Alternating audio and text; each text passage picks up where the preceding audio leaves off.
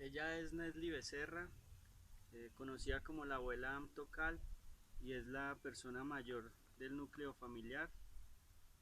Es la fundadora y mayora de la comunidad Wakuma en Risaralda y de la comunidad Cumyama en Cundinamarca, y es el sitio actual donde vivimos.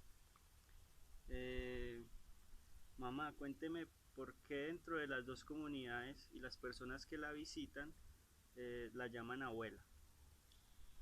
Mm, bueno, dentro de el medio de los sabedores ancestrales de medicinas, generalmente se le llama abuelos o abuelas a los mayores, a los que son sabedores de alguna medicina, los que son portadores de alguna sabiduría o de algún conocimiento y que este conocimiento o esta sabiduría la están compartiendo con la humanidad. Entonces, generalmente, por eso se les llama abuelas o abuelos. No tiene que ver con la edad, tiene que ver con el camino, con el recorrido que haya hecho como mujer abuela o como mujer mayora o como hombre abuelo o hombre mayor. Mamá, cuénteme en qué territorio nació y hábleme un poco de su descendencia familiar. Bueno, yo nací en Quinchía, Risaralda, en una vereda que se llama Miracampo. Es un territorio indígena, de descendencia muy indígena. Y pues nací en una familia de 9 hijos, donde yo soy la niña, donde yo soy la menor, y heredé esas memorias de mi madre, de mi padre, todo lo que tiene que ver con medicinas y con memoria ancestral. Mamá, cuénteme a qué jugaban en su época con sus amigos. Cuénteme cuáles eran las tradiciones de esa época y qué las inspiraba, qué la inspiraba y qué la motivaba en esa época de su niñez. Bueno, mi infancia fue, digamos que un poco difícil porque vivíamos en una familia que tenía unas carencias muy fuertes, una pobreza muy paupérrima, podría decir yo. Sin embargo, aunque yo veía que se vivenciaban todas esas situaciones de escasez, todas esas situaciones de dolor, de sufrimiento, pues realmente yo estaba como abstraída de toda esa situación porque yo jugaba y me disfrutaba, como no entendía lo que estaba pasando, entonces jugaba con unas 3 o 4 amiguitas que tenía y también un niño.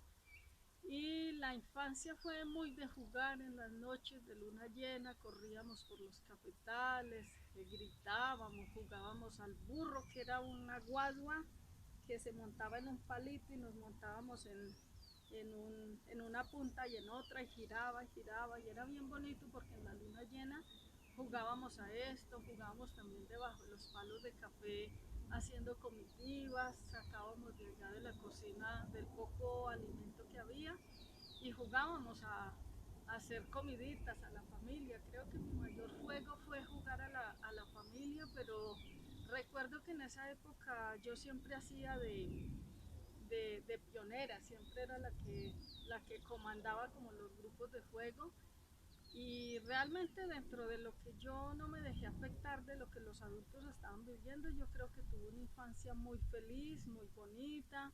Los vecinos todos eran amigos, mi mamá era partera, entonces me llevaba mucho a ver el nacimiento de los bebés y a recorrer todo lo que era la vereda, los caminos, los ríos, jugábamos con el agua en la quebrada, con las planticas, con los pájaros, con los animales. Entonces realmente yo creo que fue una infancia feliz que, que sí, que la recuerdo con agrado.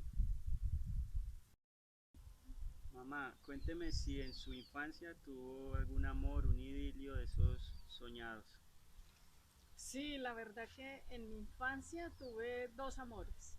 Uno fue un niño que llegó a la escuela, yo solamente estudié primero y segundo de primaria, pero en el grado segundo llegó un niño que era muy bonito, tenía unos crespitos así divinos y unas pestañas hermosas y tenía una carita así muy tierna de niño, éramos por ahí de 8 o 9 años Y ese fue mi primer amor ante todo porque venía de la ciudad, entonces yo creía que la gente que venía de la ciudad tenía otras características, era, no sé, era diferente, era superior. Entonces ese niño me escribió una boletica chiquita, un papelito que decía te quiero, y yo le escribí otro papelito que le decía que también lo quería, y ese fue mi primer amor, me duró como 20 días.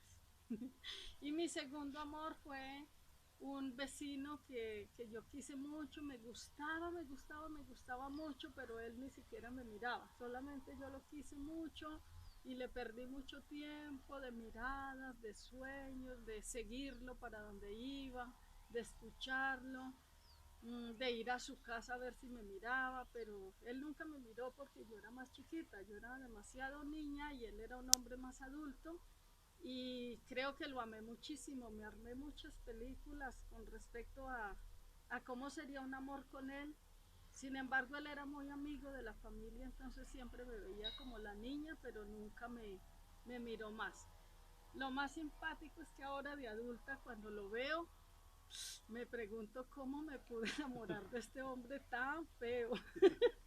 Un hombre que no tenía dientes, un hombre que era borracho, un hombre que, o sea, que no tenía lo que hoy yo como mujer aspiraría a tener a mi lado como compañero. Entonces me da mucha risa y ahora me lo he encontrado de nuevo y hablamos de ese amor que yo tenía por él, y él me decía que yo siempre fui una niña y que por eso él nunca se me acercó, pero que ahora soy tan adulta que estoy a kilómetros luz y que ahora sería él el que jamás me podría alcanzar.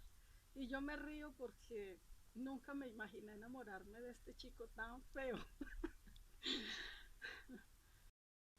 ¿Cuál fue el aprendizaje más importante en su infancia para llegar a ser una guía actualmente para las demás personas y ser una mujer de conocimiento ancestral? Ah, mi aprendizaje más fuerte y doloroso, yo siento que fue lo que hoy le llaman matoneo o lo que le llaman bullying. Fue muy fuerte porque fue un tiempo donde cuando yo tenía mis 13 años fui acusada de tener sexualidad de una manera ilícita o negativa, y en realidad yo no conocía lo que era siquiera tener el acercamiento de un hombre. Y entonces fue demasiado fuerte porque a los 13 años perdí mi virginidad. La perdí porque había mala comunicación, y mi madre siempre, como era partera, ella hablaba en tabú, las palabras de ella eran tabú, y ella decía que cuando a una mujer le llegaba la regla en esa época, eh, y estaba con un hombre, entonces se le iba, se desaparecía la regla y la mujer quedaba pero nunca terminaba el tema ni decía estar como ni en qué quedaba. Entonces cuando a mí me vino mi primer periodo, yo no sabía contar los días, yo no sabía que habían semanas, que habían meses. Entonces a propósito, en ese tiempo el tiempo era más largo, los días eran más largos, los meses y los años. Y entonces me llegó mi primer periodo, y como nunca me volvió a llegar, me duré mucho tiempo en mi tiempo para que me llegara.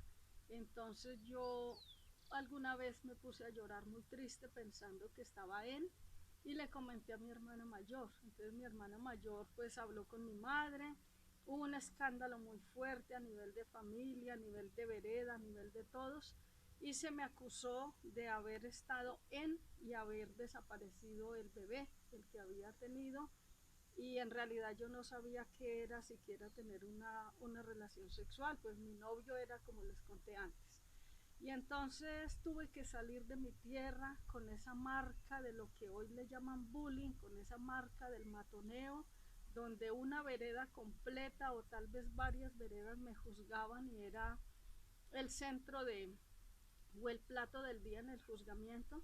Y entonces eso hizo que yo me retirara de mi territorio con un profundo odio hacia la gente, con un profundo odio hacia los hombres, con un profundo dolor me retiré de ese lugar, pero también lo hice con la convicción de que algún día retornaría, y cuando retornara iba a lograr que toda la gente me respetara. En ese momento no tenía ni idea cómo lo iba a conseguir. A través del camino se me presentaron varias experiencias. Llegué a pensar que quería matar a toda la gente con tal de quitarme esa marca de encima, pero sabía no tenía esa posibilidad. Sin embargo, fui desechando herramientas que me llegaron hasta que finalmente me di cuenta que la única manera de poder estar como a la altura de lo que yo necesitaba era sacar de ese profundo dolor, era sacar las herramientas de curación, de sanación, de autoconocimiento, de autocuración y empezar a sanar mi mente, mis emociones, mi cuerpo físico, mi espíritu. Entonces yo siento que de ese profundo dolor yo pude encontrar la puerta que me llevó a convertirme en una mujer medicina, en una mujer de sabiduría, como dice la gente, y ante todo en ser una guía para los demás. Y todas mis medicinas en este momento tienen que ver con la limpieza de la sexualidad y con el equilibrio mental, emocional y físico, pero siento que fue ese profundo dolor lo que hizo que yo diera el salto y encontrara dentro de mí misma mi propia medicina. Mamá, ¿cómo se proyectaba el futuro para usted en esa época y qué posibilidades de superación habían para emprender un camino mejor? Bueno, la verdad es que lo que a mí digamos que me enseñaron o lo que yo recibí de la familia fue algo tan extremadamente pequeño que casi que no tenía oportunidades ni tenía proyección de futuro porque mi madre, que venía de una descendencia indígena, ella había sido vendida desde niña, desde los 13 años, y pues ella tenía el concepto que nosotros éramos pobres, éramos indios y éramos feos, entonces no teníamos derecho a nada, solamente la gente blanca, mona, de ojos azules, tenía todas las posibilidades. Entonces yo salí de mi casa y el proyecto que yo tenía para mi futuro inmediato era comerme un huevo entero.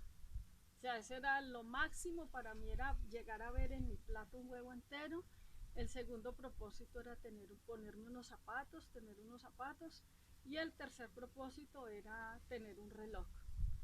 Eh, a futuro creía que yo iba a trabajar y a recibir una economía, unos recursos para poder darle a mi mamá todo lo que vi que era carente, como el alimento, las medicinas, el vestido y un techo digno donde ella pudiese vivir. Esos eran los proyectos que tenía a futuro. Pero las posibilidades muy pocas. No tenía estudio ni la posibilidad de estudiar. Bueno, y la otra cosa, no me gustó estudiar. No sentía que el ir a la escuela fuera como mi prioridad. La verdad es que en el principio me dediqué a trabajar en todo lo que aparecía, en todo lo que me ofertaban para trabajar, lo hacía con tal de recibir unos recursos y así como hacer mi camino. Yo vine a tener como la claridad de que necesitaba forjarme un futuro para mí, para mi familia, más adelante, como de los 22 años en adelante, creo que fue que comencé como a vislumbrar que tenía que hacer algo, pero en ese espacio entre los 13 y los 22 años me la pasé viviendo, solamente viviendo y llenando los vacíos y las expectativas que tenía en ese momento. Ujú. En su adolescencia, ¿cómo era la manera para comunicarse y cómo era la manera de divertirse con sus amistades? Bueno, en mi adolescencia nos gustaba mucho caminar, ir a los cerros, recorrer las quebradas, los ríos, así en cualquier charquito que nos encontrábamos, era la manera de divertirnos, porque yo vengo de un tiempo donde en el territorio no hay luz eléctrica, no hay agua potable, entonces nosotros no teníamos conocimiento de televisión ni de absolutamente nada de eso. Luego cuando di el salto y fui a la ciudad, entonces pues como todo ser que se embeleca o que se ilusiona con la ciudad, entonces mis primeros pinitos fue ir a la discoteca, a la única discoteca que conocí, y bailar. Me gustaba mucho bailar y también me gustaba mucho caminar. y la manera de comunicarme, como de compartir con las amistades, más que todo era el diálogo, conversar y conversar y lo poco que podía salir pues a bailar, porque ese fue como mi fuerte, bailar. Mamá, en esa época de su adolescencia, la política ya hacía parte de su entorno, ya le llamaba la atención o pasaba desapercibida. Bueno, yo creo que yo siempre fui una mujer creedora de la política sin comprender realmente qué era ello, porque recuerdo que desde que nací en un hogar donde viene desde la época anterior de la chusma, de los liberales y los conservadores, entonces en mi casa se hablaba muchísimo de política y pues aparentemente uno cree que no le interesa, pero está ahí como jugando y escuchando esos temas. Y luego más adelante, por la época, yo nací por la época de los 60, entonces cuando miramos esa época, es una época donde nacieron las guerrillas en Colombia, donde nació la revolución en Colombia, entonces seguramente algo traigo muy profundo de aquella época, de haber nacido en ese tiempo.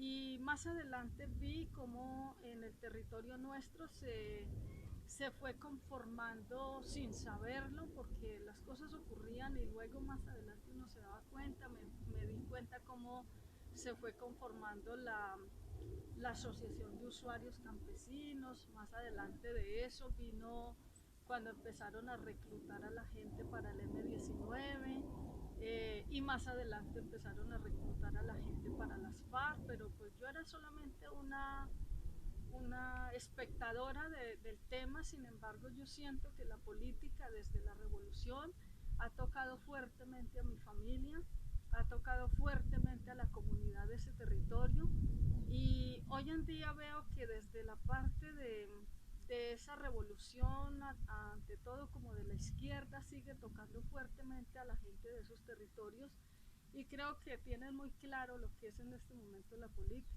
Más adelante ya fui madurando las ideas y las creencias, y bueno, la respuesta del futuro se la dejo para otra pregunta. Mamá, ¿cómo fue ese salto de la adolescencia a ser una mujer adulta, a conformar un núcleo familiar con su esposo, a proyectarse para ser madre? ¿Y cómo es la vivencia de estar en el campo y luego estar en la ciudad?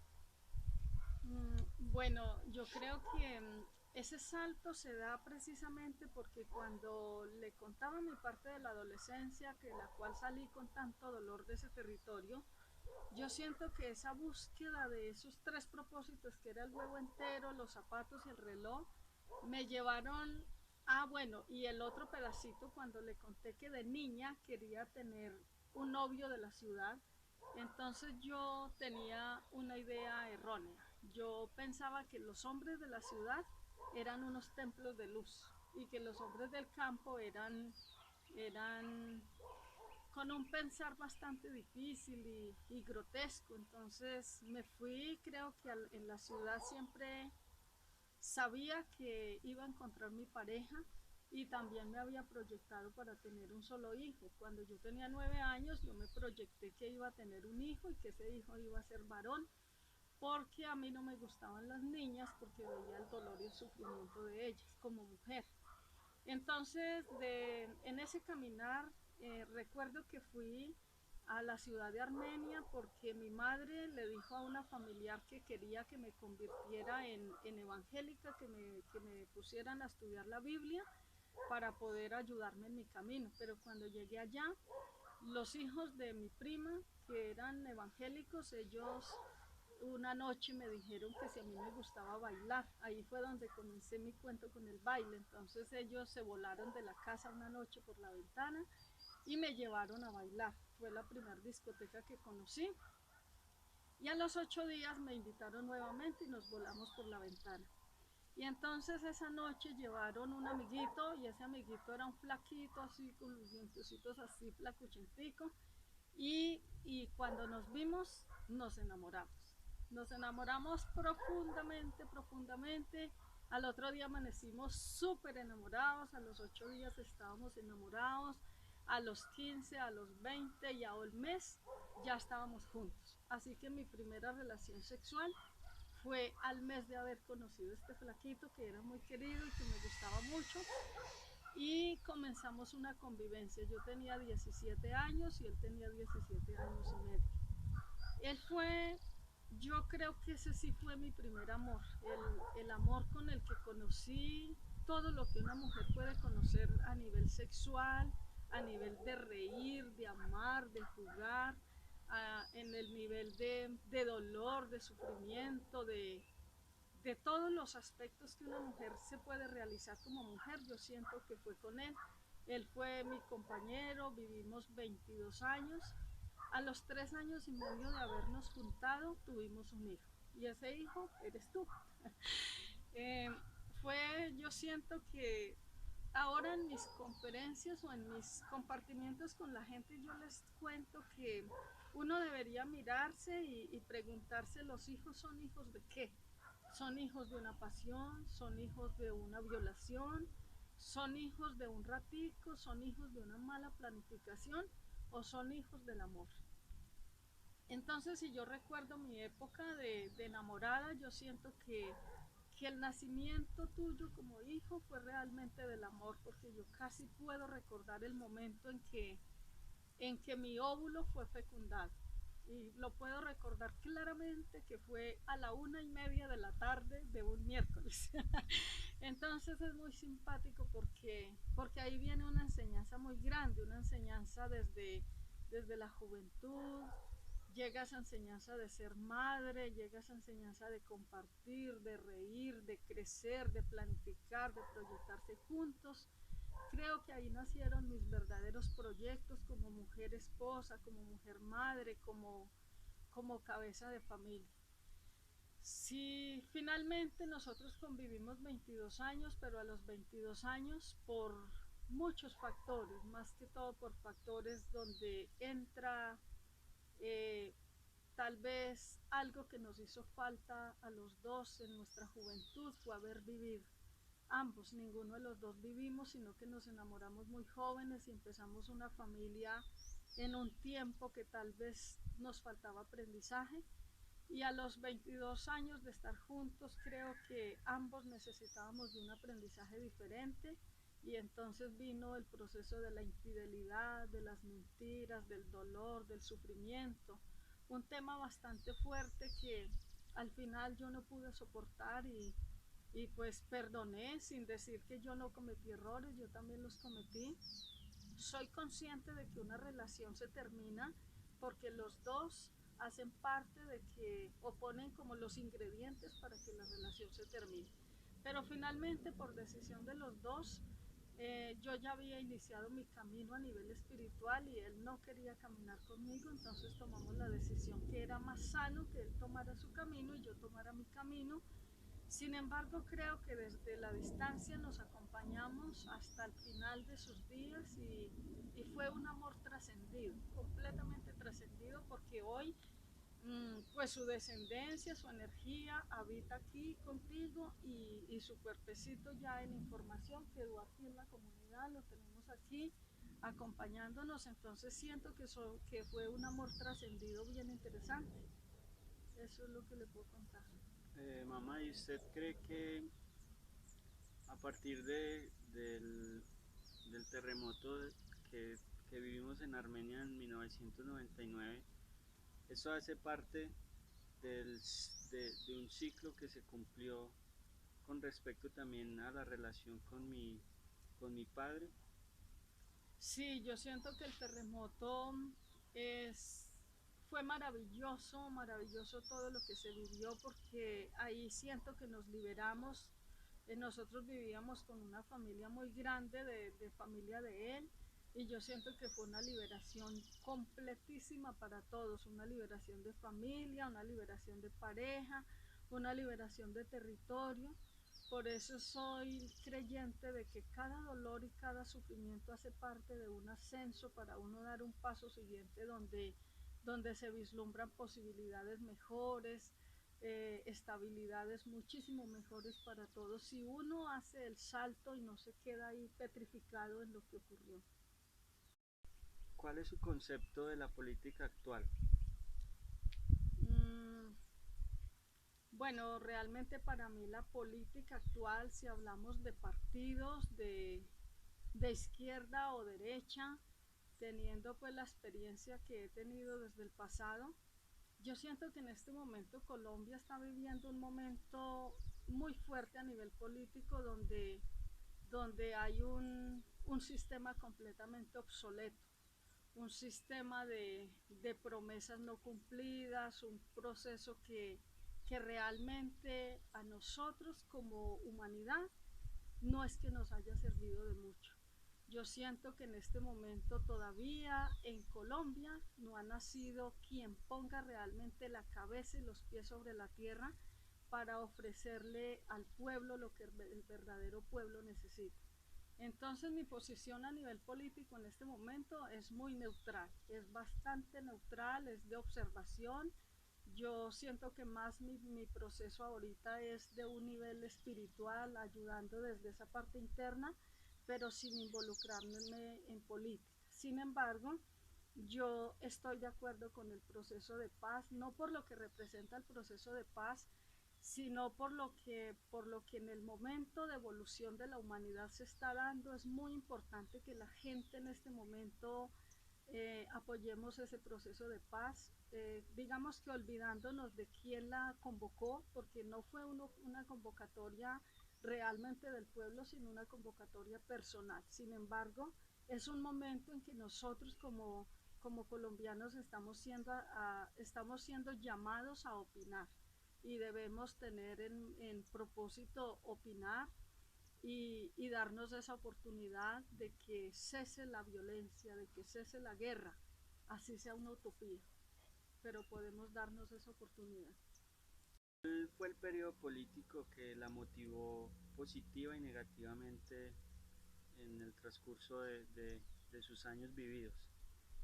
Mm, el, el momento político que más me motivó a mí fue el tiempo de la perestroika, fue el tiempo de la caída de Rusia, me motivó muchísimo negativamente, porque pensaba que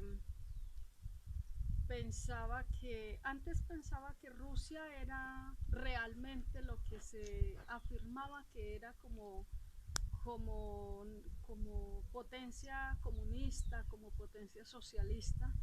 Y cuando vi la caída de Rusia, comencé a comprender otra cosa.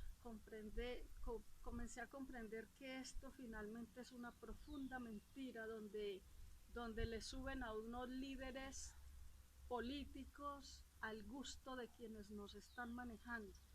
Entonces sencillamente se abrió mi mente y entendí que todo esto de la política es una profunda mentira. Entonces digamos que me afectó positiva y negativamente. Sin embargo, ahora estoy muy contenta porque puedo ver la política desde otra óptica y sin involucrarme sé para dónde va. Sé para dónde va y también sé que muy pronto será la caída de semejante mentira que nos han impuesto a todos. Cuénteme, mamá, sobre la experiencia de la política y la guerra que vivió el territorio donde usted nació. Muy fuerte, demasiado fuerte. Yo siento que en el territorio donde nací no hay una sola familia que no haya sentido la marca de la violencia a nivel político. Y en mi familia fuimos bastante tocados a nivel de miedo, de terrorismo, de imposiciones, de muerte, de pobreza, de, de manipulación. Y cuando hablo de esto, hablo de que esa manipulación fue, y esa guerra y esa violencia fue entregada desde los dos bandos. Si hablamos de la guerrilla, ellos entregaron su violencia fuertísima en su momento, aunque decían que eran los defensores del pueblo. Sí, y entonces si hablamos del paramilitarismo, yo siento que el uno le cedió el lugar al otro. Cuando llegaban unos, hacían lo que tenían que hacer a nivel de violencia y de miedo y manipulación y le cedían el lugar al otro. Entonces sencillamente estuvimos pasando por temporadas donde cada uno caminaba lo que le correspondía caminar. Ahora se está viviendo un tiempo más suave, más amoroso, más calmadito. Creo que la gente de alguna manera aprendió la lección de lado y lado, o más bien aprendimos la lección de lado y lado y sabemos que la paz hay que sentirla y hay que vivirla desde el corazón y desde la casa y desde uno como persona y transmitírsela a la familia. ¿Usted ha sido afectada por la violencia? Sí, personalmente, la primera afectación que tuve es que por mucho tiempo no pude volver a mi territorio y sentía demasiado miedo el siquiera pensar regresar al territorio donde nací. Y segundo, mi hermano, el mayorcito de mí, fue muerto por los paramilitares, dejando una familia de 4 hijos, siendo desplazados y luego también mis tíos fueron muertos por esta violencia y también el esposo de mi sobrina fue llevado a la cárcel por más de 2 años acusado de ser auxiliador de la guerrilla en un tiempo donde secuestraron 100 personas en ese pueblo y todas fueron acusadas y tranquilamente a los 2 años dijeron que no tenían ninguna deuda y fueron puestos en libertad. Entonces ha sido muy profunda la afectación que ha dado la violencia en lo personal. ¿Le ha gustado algún político en la historia de Colombia? Mm, sí, me gustaba mucho Pizarro, que era de mi época y bueno, me gustaba más que todo es que era muy querido. Mamá, cuénteme de su labor actual. Bueno, mi labor actual yo siento que es muy especial porque todo ese recorrido que les contaba anteriormente desde mi niñez, pues me dio la posibilidad de descubrirme como mujer medicina, iniciando primero mi autocuración, mi autosanación, mi autoliberación y también integrando todas las herramientas con las cuales podía hacer este proceso y empezar a sanar mi familia, mi entorno, a sanarme con los vecinos. Y luego finalmente la gente comenzó a llegar porque vieron que mi mundo cambió, que mi camino era tan diferente, entonces la gente comenzó a llegar y me empezaron a pedir que les compartiera lo que yo hacía. Y con el tiempo la medicina dio para que fuera reconocida como una mujer guiadora, como una mujer abuela, y a nivel espiritual me fue entregado este territorio, me fue entregado la comunidad Kumyama y luego pude fundar la comunidad Guacuma y, y bueno, en este momento hago parte de varios procesos como mujer guiadora, como mujer medicina. Estoy haciendo parte del Consejo de Abuelas de Colombia, que son 13 mujeres medicina, 13 mujeres que tenemos diversas medicinas. Mamá, ¿qué opina usted que tantas personas de distintos niveles socioeconómicos, de diferentes estratos sociales, incluso hasta personas del extranjero la busquen para tener guía y para que usted trate de aclararles un poco su tránsito por la vida, que sea como más claro, que sean más conectados con su familia y con sus propios seres internos? Bueno, a mí no me parece extraño que tanta gente de diferentes niveles socioeconómicos vengan a recibir una palabra de aliento porque yo siento que lo que yo traigo, la medicina de la cual soy portadora, yo les conté en el principio que yo fui a la escuela durante primero y segundo de primaria, ¿no? Sin embargo, a mí me visitan psicólogos, me visitan médicos, arquitectos, ingenieros, abogados, de todo tipo de personas. Y hay una cosa que es muy importante. Yo siento que la guía para la vida no la entregan en las universidades, no la entregan en los colegios. El hecho de que la gente vaya a una universidad y haga posgrados y PhDs y todo lo que quiera hacer no le da la aval para tener la guía de cómo hacer su vida, de cómo hacer su camino, de cómo guiar a su familia. Yo siento que esto no lo enseñan en las universidades. Las universidades lo único que entregan son carreras donde les van a enseñar a conocer y a manejar un sistema para seguir multiplicando su propio sistema. Entonces no hay una guía. Lo primero que debería enseñar una universidad cuando se trata realmente del ser humano es enseñarle a vivir. Pero eso no se enseña a producir, se enseña a ser mejor dicho, en las universidades se les gradúa para ser esclavos, no para ser guiadores de su propia vida o portadores del cetro de su propia vida. Entonces, no se me hace ningún extraño porque la sabiduría viene dentro de nosotros. La sabiduría viene en la genética, viene en el ADN, en el ADN mitocondrial, toda la información que traemos a nivel de memoria ancestral y que nos la entregan nuestros abuelos.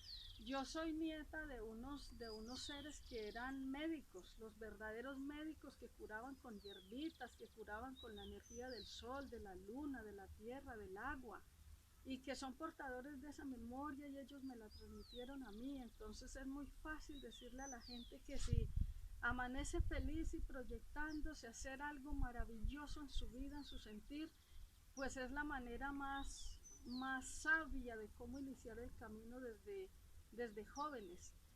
Entonces es muy maravilloso cuando la gente viene a escuchar esta palabra y a decirle que es necesario volverse a conectar con la naturaleza, con el sol, con la luna, con el viento, con la montaña y bueno, creo que esa es la parte más importante por la que la gente viene desde tan lejos hasta aquí a este lugarcito a encontrarse con esta palabra. Mamá, ¿por qué trabaja por la dignidad de la mujer? Bueno, como le conté desde el principio, mi salida del territorio fue por ese matoneo que tuve desde niña y siento que una de las razones que uno como mujer, no, una de las razones no, yo siento que las mujeres, todas, la mayoría de las mujeres en algún momento hemos sufrido unas profundas crisis de dolor desde niñas, pero también sé que muchas mujeres se quedaron en el dolor, se quedaron allá y repiten y repiten y reviven el dolor y entonces yo siento que hay que dar un salto. Entonces la idea es que como yo pude dar ese salto y aprender de todo ese dolor y de todo ese sufrimiento y ahora transmitirles el que sí se puede, que hay una abundancia, hay una riqueza, hay una sabiduría, hay una medicina dentro de nosotros, pero que hay un bloqueo muy grande cuando yo me quedo atascada en el dolor, ya sea de la violencia, del maltrato, del abuso, de la violación, de todas estas cosas, cuando nos quedamos atascados ahí,